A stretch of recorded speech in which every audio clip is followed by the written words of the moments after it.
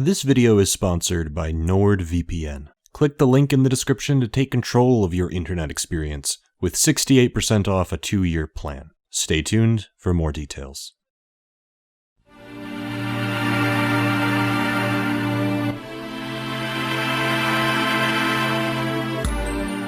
Ideas are only the property of their creators insofar as they exist because of them. Thomas Edison invented the light bulb, but the moment his idea was thrust into the world, it ceased to be his. It belongs to no one. All it takes to make a light bulb is the acquisition of that knowledge. In much the same way, no one owns a platformer. Super Mario Bros. May have pioneered the genre, but then I suppose the proof is in the pudding. Genre is an acknowledgement that no one can truly own a work. How many platformers came into being after Super Mario Bros? How many FPS after Doom? How many likes after Rogue? I like to think that in some respects, art is a collaborative evolution. The Cabinet of Dr. Caligari was the first movie to use a Dutch angle shot.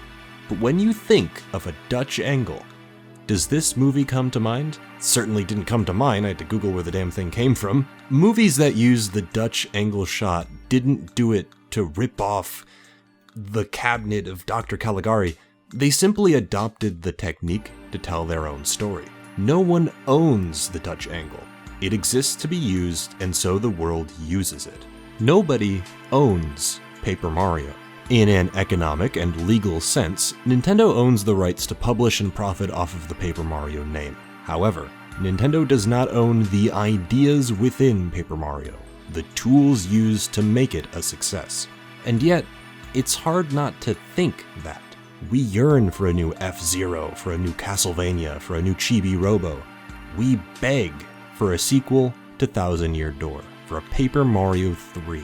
While I love Super Paper Mario and Origami King, I can't deny that those first two games offered an RPG legend I can't get anywhere else. Simplification of turn-based combat and progression without any loss of the depth present in the genre, and it simply evaporated. For whatever reason, Paper Mario saw fit to abandon those ideas, and it's likely we'll never see a return.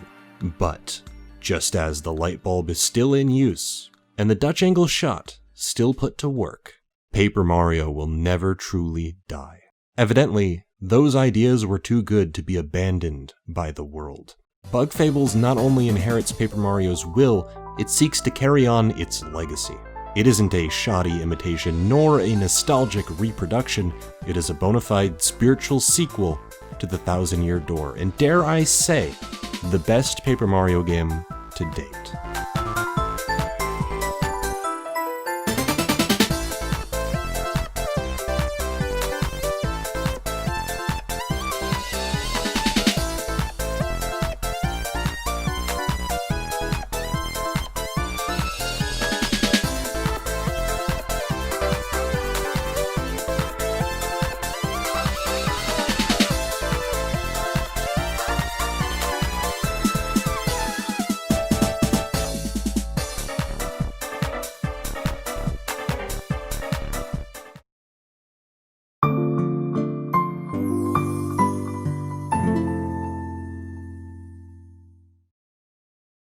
Paper Mario is an exploration of the Mario universe. Previous enemies live peaceful lives in the countryside, implying that Bowser's minions are simply the evil ones. 64 is fairly welcoming, a cohesive kingdom, if a little bland. It's fun to see how various Mario races live their everyday lives, and it fits the general Mario aesthetic to a T.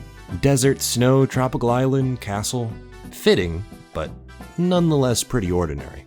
The toy box is the most radically different setting on offer, but it's also the most disconnected. Thousand Year Door embraced that disconnected feel. The extravagant Glitzville floating in the sky, the eerie hamlet of Twilight Town, the lonely treetops of the boggly woods. None of these locations necessarily paint a cohesive world, but they make for more interesting locations to explore within a chapter-based structure. Bug Fables isn't shackled to any pre-existing property, and so it has much more creative freedom at the conceptual level. At first, Bugaria seems to use its bug theming almost as a distraction. What would be a grassy plain is dotted with weeds and super tall grass to establish a better sense of the minuscule scale. It is still a grassy plain though, not too dissimilar to the Goomba village. The Ant Kingdom is Toad Town, and the Ant Hill is Peach's castle. By the time I reached the desert area, I was getting a bit annoyed. What about this makes any sense at all? Where is the bridge between grass and sand? Surely it was just an on-the-nose homage to the desert in 64. I groaned a bit and moved on. When I finally reached the Bee Kingdom, in its beehive hanging from a tree branch, I simply accepted that this world was nonsensical. I went from grass to desert and up into a tree while I was still in the desert? I don't know, truly a shame, but I suppose it isn't necessarily a bad thing. I'll just soak in the Bee Kingdom and think about it later.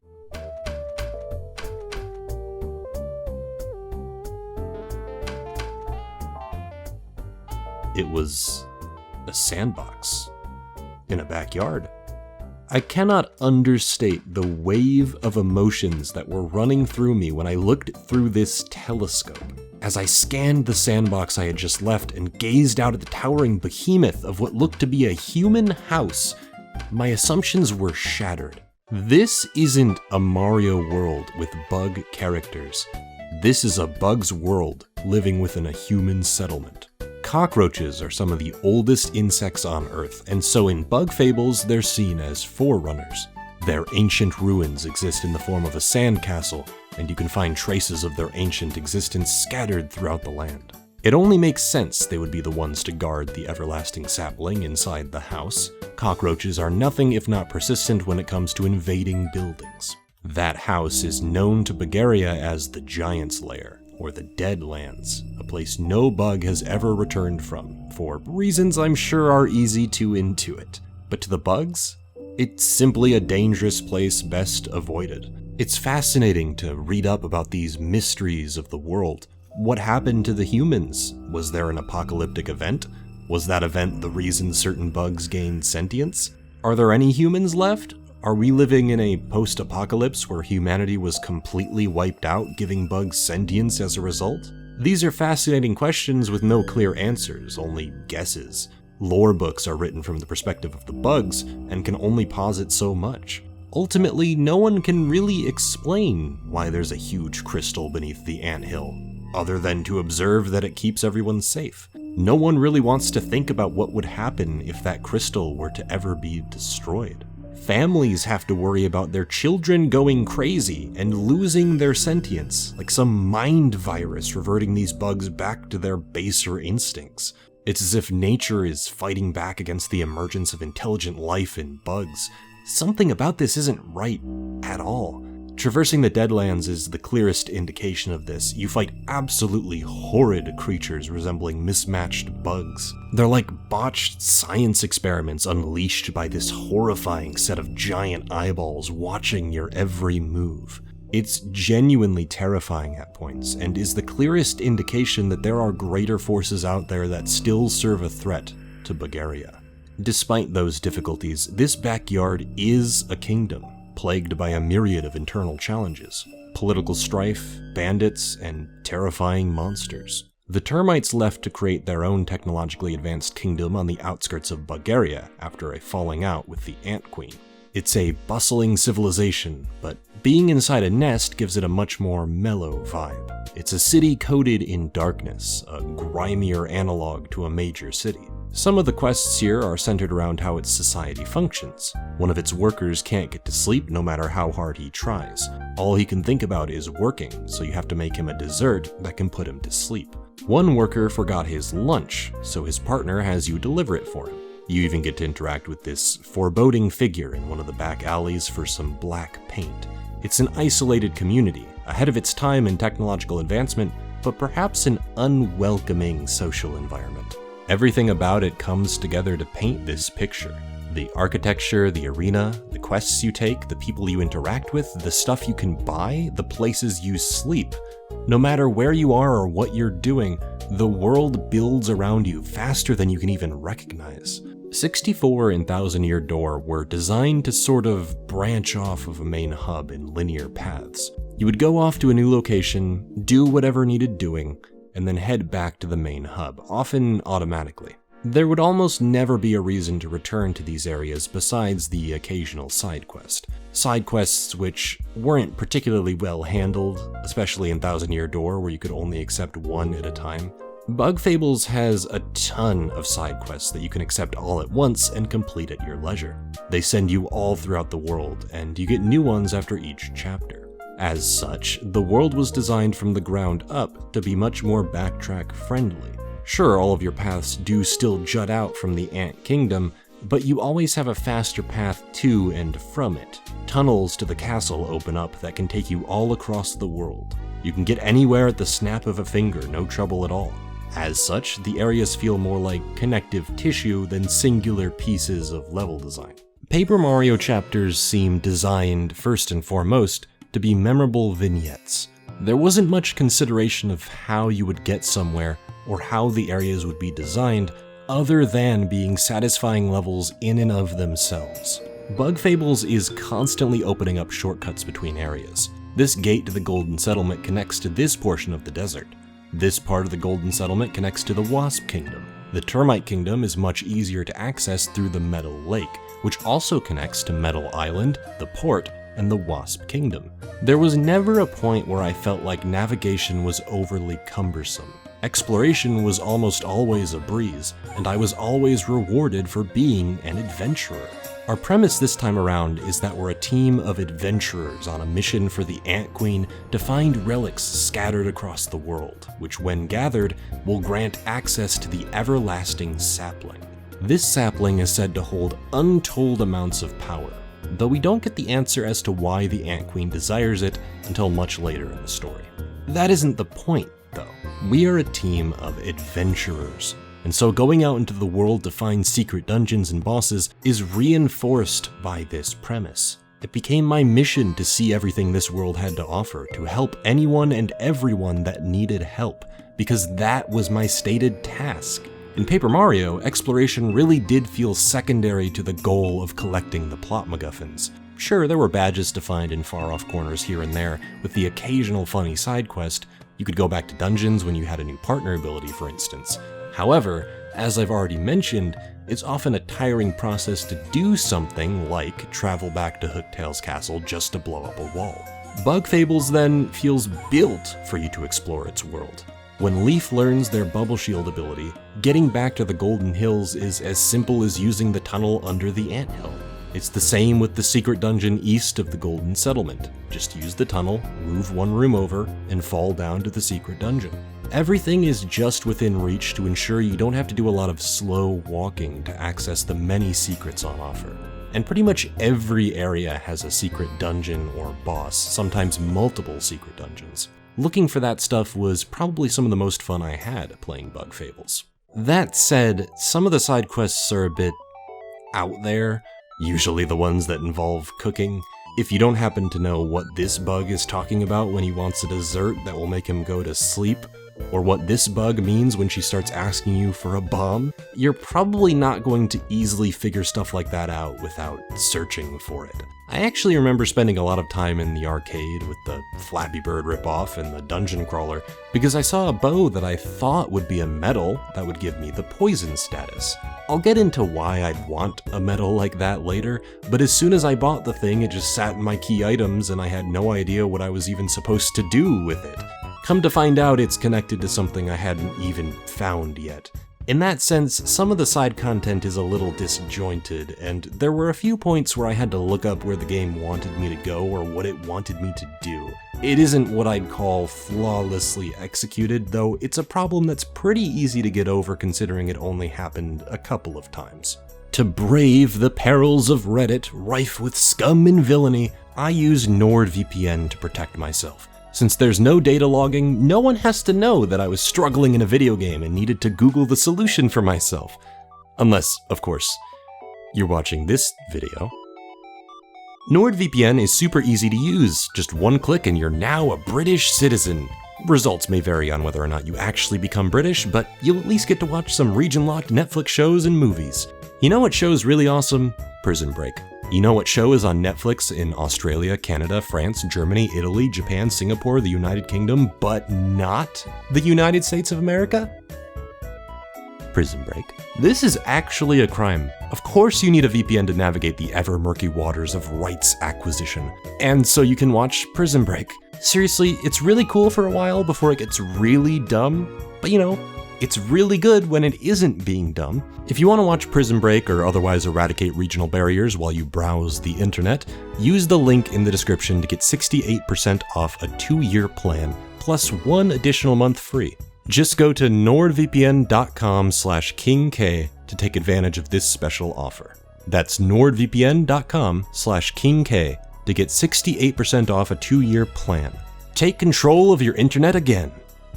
And please watch Prison Break. That show's really cool and I kind of want to talk about it with people. Wait, where are you going?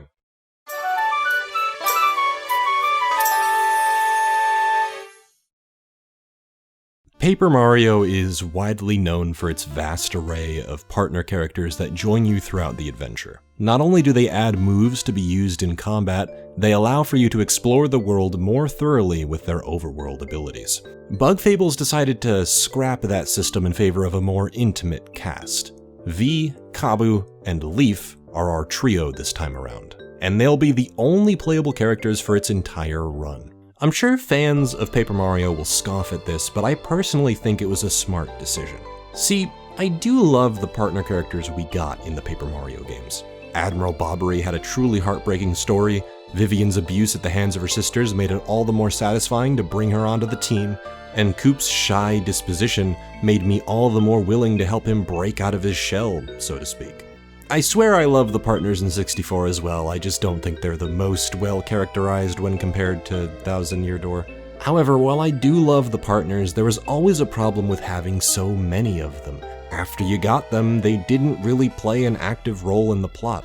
Whichever partner you had out during a cutscene would have one line of interchangeable dialogue, but otherwise, they'd kinda just hang by the wayside. It was harder for them to make up for our mute protagonist when only one of them had the ability to speak for him at a time, and in extremely limited quantities. At that point, they just became colorful tools, which worked fine for those games, but I do think there was an opportunity to improve that format. Clearly that dissonance was acknowledged here.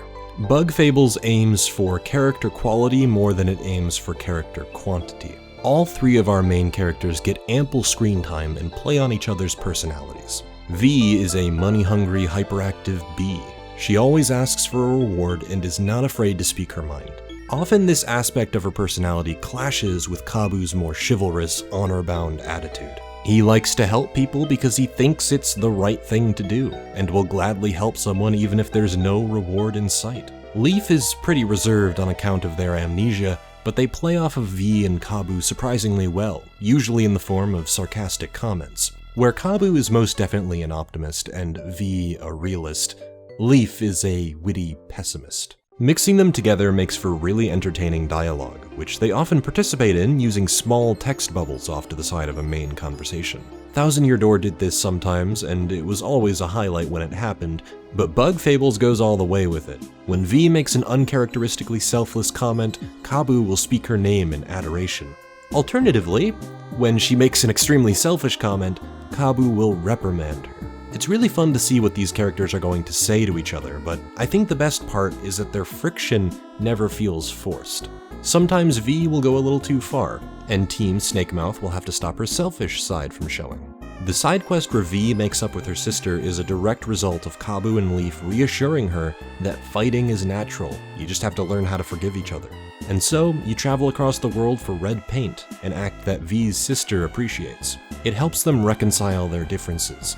V had to give up her savings for this paint, something she would most likely never have done before meeting Kabbu and Leaf. Similarly, Kabbu begins to understand the value of protecting the things he has rather than seeking revenge for the people he's lost. In the midst of the fight against the monster that killed his friends, Kabbu almost loses Leaf and V in the process. Revenge, he decided, wasn't worth anything if he was just going to lose more people. His new purpose, then? To protect the people he cares about rather than going on solo crusades in search of vengeance. Leaf, in searching for answers about their past, discovers that they aren't Leaf. They were a science experiment that bonded with Leaf's body. And yet, they still have Leaf's memories. They remember their past adventures, the previous queen, and that haunts them to this day in the form of their teammates' children. Through Kabu and V, though, Leaf learns that although they may be a failure, that didn't stop them from forming genuine connections with people. They get satisfaction from being with Team Snakemouth and helping people. So what do their origins matter? They will carry on Leaf's will all the same. This progression is wonderful to watch unfold, and it fosters a warm connection between these three. You really get the sense that they would go to the ends of the earth for each other, an impression that only grows stronger the longer you play. This is not something Paper Mario was ever able to do, nor was it really trying to. Mario isn't meant to challenge you too hard, it's meant to craft a fun adventure, and the Paper Mario games were really good at that. All of their darker moments were subtle and underplayed. In Bug Fables, there's genuine political conflict that arises from a lack of understanding. The current Ant Queen desires the Everlasting Sapling to resurrect the previous queen, her mother. She wants to do this because she doesn't believe herself to be even half the queen that her mother was, and thinks that the solution is to bring her mother back so she can fix everything wrong with Bugaria. In the meantime, she rules with a powerful aura, leaving a distance between her and her subjects and tolerating nothing. It causes her to cast out all the ladybugs after a single incident of thievery, and also led to the dissolution of relations between the ants and the termites. What she learns through the Wasp King's pursuit of this relic, though, is that her own pursuit of the relic isn't necessarily noble either. It is the longing for forbidden power itself that's evil in this case, and it's caused her to run from her obstacles as ruler. Her desire for power has led to the degradation of her kingdom, and by the end of the game she takes responsibility onto herself to rule her kingdom and learns to let her mother go. I was absolutely taken aback by this development. Her callous attitude toward her subjects led me to believe that her cause was less than noble. I had figured she would end up being the villain we'd have to fight near the end of the game, but was genuinely surprised to find out that she simply didn't know how to be a good ruler. She had good intentions all along, despite her less than stellar treatment of Team Snakemouth in the beginning. Instead of a twist villain we could see coming a mile away, we get a poignant character journey cautioning against the acquisition of absolute power at the expense of everyone else's happiness. The Wasp King, as you'd imagine, is a darker, fiercer analog to Queen Elizant II.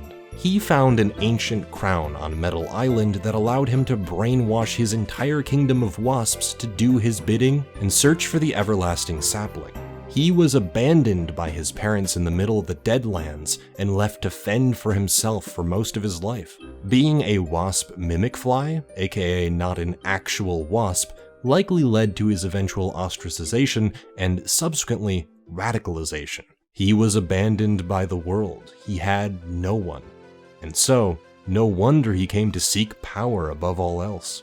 In the final battle, his facade crumbles and his pathetic, pitiable persona springs forth. He's a madman in pursuit of power for no other reason than to continue to rule over the world that wronged him with an iron fist. His absolute refusal to recognize that good people do exist leads him to his ultimate fate, turning into a tree to stand at the end of the Deadlands for a near eternity. Ultimately, Bug Fables' messages revolve around a fairly simple notion: kindness. When Queen Elizant II learns to rule with a kind hand rather than a powerful one, she wins back the support of her subjects and repairs her relationship with the Termite Kingdom. V learns to be less impulsive and understand where other people are coming from. Kabu learns to put aside his anger and protect the people he cares about. Leaf stops worrying about where they came from or whether they should be allowed to exist, and instead chooses to live for the moment and allow themselves happiness. Life should be fun, provided we all can be kind to one another and learn to coexist in peaceful harmony. Even Mothova eventually learns that she can't do everything herself and needs to rely on others for help, even if it means they'll earn more adoration than she will. There are more important things at stake, after all. What's great about this message is that it's relatively simple. in the same way that Paper Mario has always been a relatively simple RPG. Where Final Fantasy delves into more taboo subject matter, Bug Fables is still a wholesome adventure.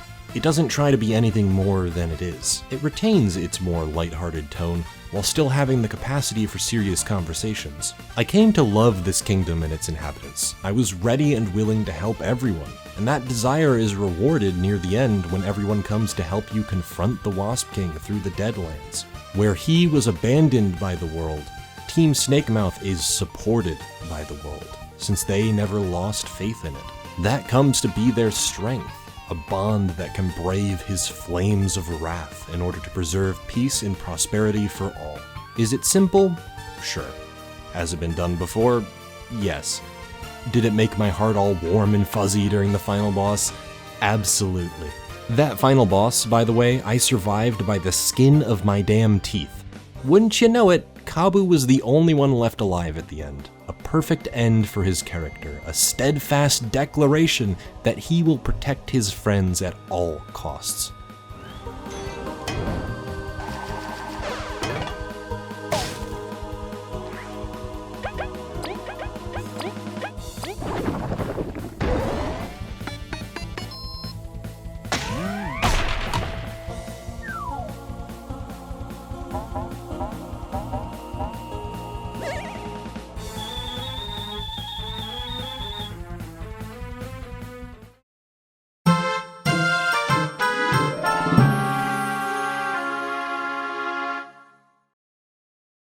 I would by no means describe Paper Mario as easy. I have died on occasion, and the secret challenges are certainly difficult on their own terms. However, the general progression doesn't require much from the player. As long as you've been upgrading your health, flower points, and BP somewhat equally, bosses are more about figuring out weaknesses and blocking attacks with the right timing. Really, you'd only ever need to delve into badge customization through a challenge run. Likely a BP-only run, where your HP and FP would be very low. In other words, there weren't many points in the game where the player is tasked with configuring their badges correctly to win, unless the player is actively seeking out a more challenging level-up experience. Bug Fables retains this style of progression.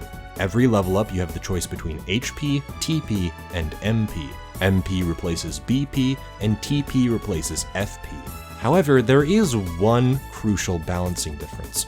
In Paper Mario, you'd have the choice between 5 HP, 5 FP, and 3 BP. In Bug Fables, you have the choice between 3 HP split across the entire party, effectively meaning each character gets a 1 HP boost, 3 TP, and 3 MP.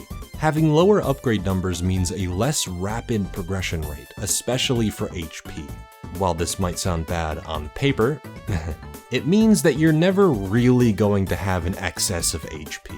In Paper Mario, balanced builds ended up with HP in the 40 range, and that seems a little excessive to me in a game with such low damage numbers and a variety of healing items on offer. What I find fascinating about Bug Fables is that it doesn't change anything about how the game itself works. It just tweaks the numbers a slight bit. You can still carry an assortment of items to use in battle, but since your stat numbers are much lower on average, you'll need to use these items far more frequently.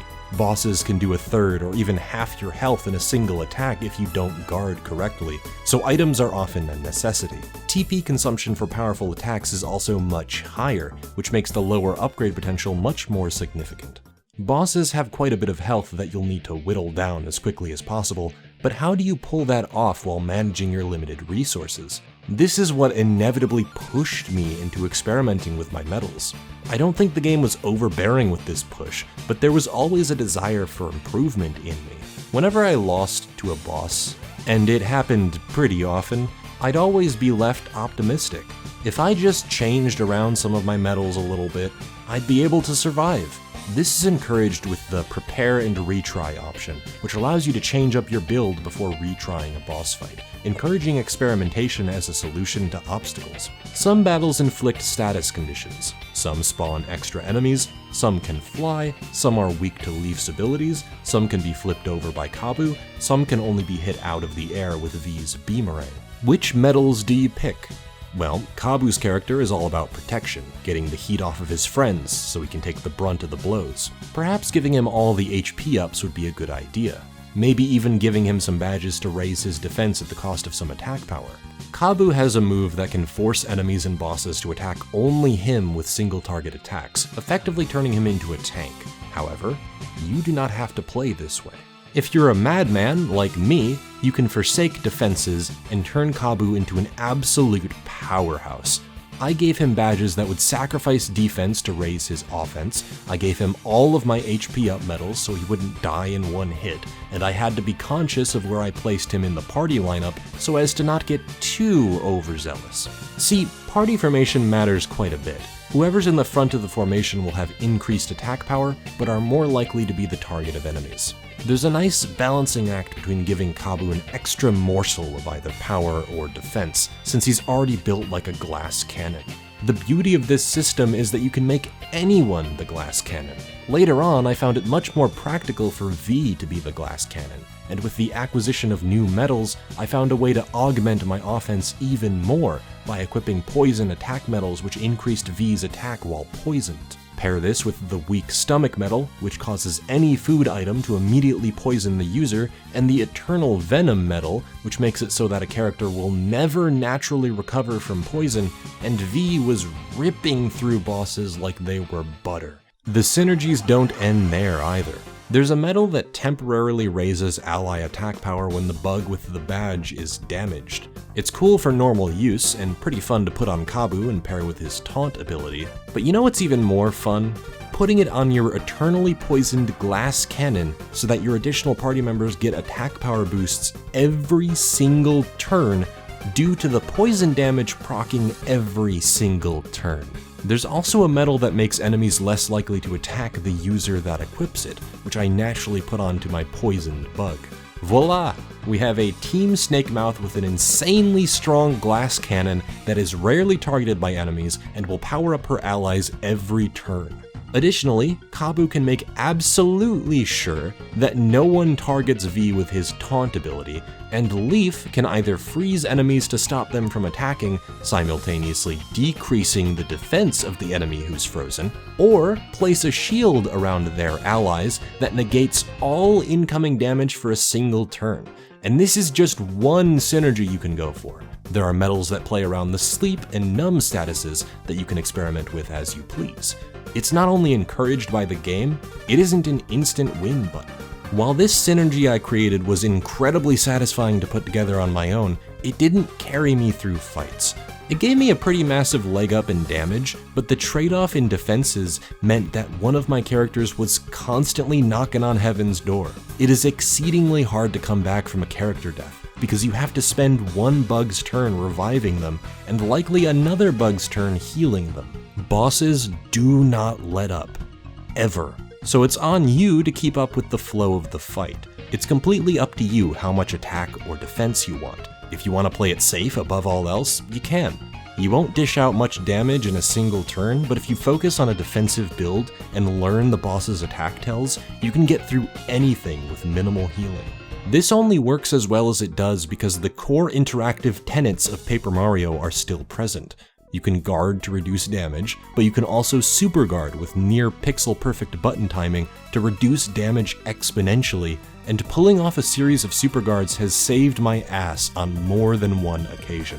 It'll never not feel immensely satisfying to pull these off. These strategies are so much easier to implement now that all three party members and all of their abilities are available in a single turn, rather than having the player swap between different characters. There's even a swap mechanic, which can give a turn to one of your allies, though each extra turn decreases your teammate's attack power.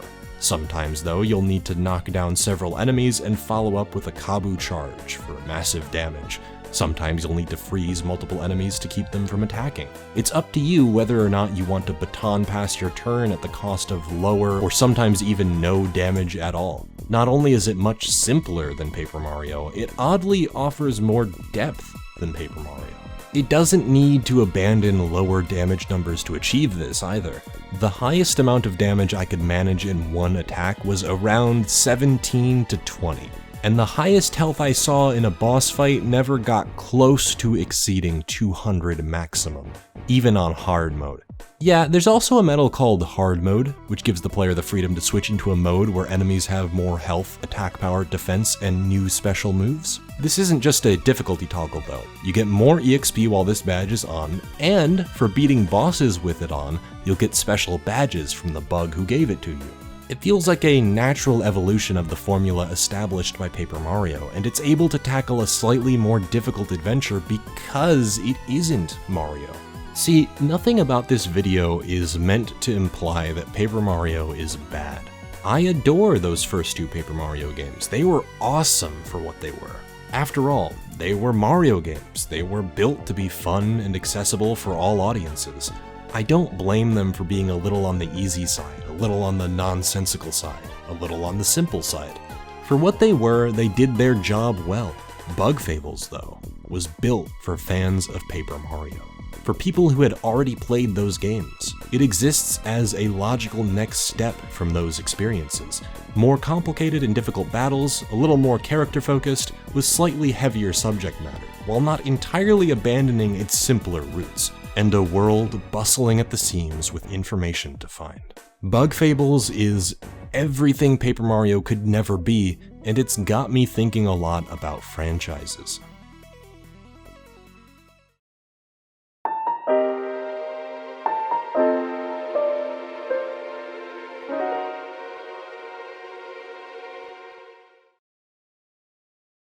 As I said at the beginning, and will reiterate forevermore, ideas will never die. Video games inspire so many people for so many reasons. The beauty of art is that we all connect with a work in our own way, from our own perspective. Where one person may have liked Metroid for its lonely atmosphere, another may have liked it for its difficulty and world design. People connect with the things that they like. They seek out more of the things they like. And I don't think there's anything inherently wrong with this. However, it does mean that we tend to crave more of the same, more of what we like, and if we're not careful, we tend to become complacent in simply having the thing we like again without examining why we liked that thing in the first place, or expressing any interest in seeing those ideas grow. Bug Fables was born from more than a desire to replicate Paper Mario itself, like many other attempts to revive a classic over the years. Often it seems like retro revival projects aim to package the same ideas that connected with fans, but part of the reason this ends up ringing hollow is because, well, that stuff has been done already. Unless you're willing to put in the legwork and understand why those ideas connected with people, you'll never truly be able to create something that can connect with them again. Bug Fables is a game that understands Paper Mario and seeks to build on top of those ideas. It uses that familiar foundation to pursue an entirely original premise. It managed to play on what everyone loved about Paper Mario and craft something entirely new from that familiarity. This is what struck me so deeply about Bug Fables. It's why I've been hooked the moment I started my adventure. It makes me feel like a kid again, experiencing those Paper Mario games for the first time. It was only able to awaken those long-forgotten feelings because I could sense the passion stitched into every fiber of its being. It wasn't a mere imitation, it was a statement of intent. It was a Paper Mario sequel more than any other title that holds the Paper Mario name. I don't doubt that the rougher look of Bug Fables turned people away. It certainly put me off at first. Indie projects just don't have the time, money, or experience required to give these experiences the polish they likely deserve. It's why some of the overworld platforming kinda sucks. V's Beamerang is infuriating sometimes. It isn't nearly as tried and true as Coop's shell toss, and yet V's Beamerang can be tossed in all directions. They take the idea of Coop's shell toss and elaborate on those puzzles, making them harder to solve. They push each idea to their limits, and that might result in some jank here and there. You can see those rough edges every once in a while, the team's passion brushing up with various constraints. Nevertheless, we shouldn't rely on rights holders to preserve and expand upon beloved ideas, even if they often have the resources to round out those rough edges. If there's no profit motive, no sufficient demand, ideas can and will be abandoned in favor of more successful ones. I don't think Paper Mario is beloved because it's Paper Mario. Putting Paper Mario 3 on the title doesn't necessarily denote a true advancement of ideas. It's just a name. What then is the missing link between the critically acclaimed retro revivals and the flash in the pans? Shovel Knight isn't influenced by any one game. It's a love letter to NES platformers with all the hallmarks and conveniences of modern game design. A Hat in Time isn't influenced by any one game. It's a love letter to the collectathons that all but died out. They both have obvious foundational influences. Shovel Knight seems primarily inspired by Mega Man, and A Hat in Time by 3D Mario. But they have so many ideas unique to them that they transcend their inspirations and become something new. Bug Fables, dare I say, transcends Paper Mario. It is most obviously influenced by it on a conceptual level, but it has so much to call its own that it ceases to ground itself by that title. Who says we can't get a game like that from fans of Star Fox? Fans who were so influenced by those ideas, so touched by those systems, that they adopt them into something of their own creation. Who says that can't happen with Chibi Robo, Klonoa, F-Zero? It's a complete waste of time to yell at a faceless corporation to carry the torch. At the end of the day, they don't really care one way or the other as long as they make their money. Whether they do it through a smaller IP or a larger one, they will make their money. And the passion projects that come from these companies tend to be more of the exception than the norm. Art is collaborative. We have been given the ideas, and so we must adopt them into our toolkit and turn those ideas into something we can eventually call our own. That is how we preserve our favorite games.